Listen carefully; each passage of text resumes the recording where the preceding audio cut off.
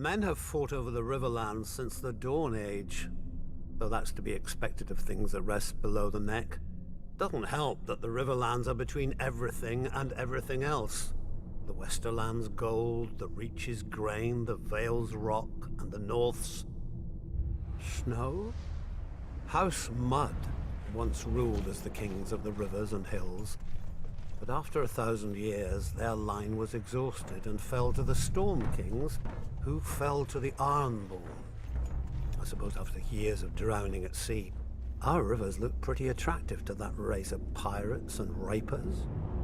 Never mind that their monstrous castle, Harrenhal, was too large to staff and garrison. It turned out the Ironborn wouldn't be there long enough to bother. Aegon Targaryen landed to our south, and, as had many before him, liked the look of the Riverlands. My ancestor Edmund Tully led the desertion of Riverlords to his cause, and was rewarded by getting to watch King Harren burn in his own tower. Unfortunately, that's not all Edmund got. House Tully was named the Lords Paramount of the Trident, which means we had to keep in line all those lords who hadn't governed themselves for thousands of years. We were now responsible for aiding the Malisters at Seaguard against the pouting Ironborn whenever they got cheeky. For settling Harrenhal on families stupid enough to think its curse would skip them after devouring all previous families. For keeping the Blackwoods and Brackens from wiping each other out, and giving us 2 more castles to deal with. For keeping the Freys in their place and out of others' pockets.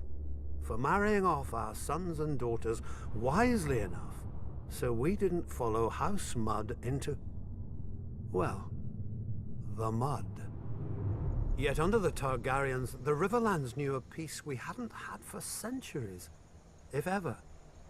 But like all good things, sooner or later it all goes to shit. And our shit had a name. Aerys Targaryen. Westeros has had its share of Mad Kings, but usually they had the sense not to bully more than one powerful house at a time. Aerys soon blundered into a triple alliance. The North, Stormlands, and Vale rose against him. But of course, where do you think most of the blood was spilled? My brother Hoster guaranteed the answer to that with the marriage of my niece to Eddard Stark, the Warden of the North. At least Hoster didn't send her to Robert. So, the Riverlands joined the war against the Mad King, and it was on one of our rivers that Prince Rhaegar died, sealing the fate of his dynasty. Robert was a great soldier and a horrible king. Drinking and whoring are their own brand of madness when you sit on a throne that everybody wants. He died, and another war started. Again the armies marched. Again the Riverlands burned. If Westeros isn't careful, pretty soon our people will grow some sense and abandon this place for a safer realm, like the Dothraki Sea. I joke, of course. The Riverlands are our home, and God's help us, we love it.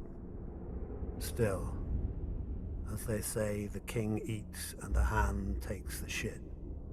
The same is true of the Riverlands. The 7 kingdoms piss, and the Riverlands change clothes.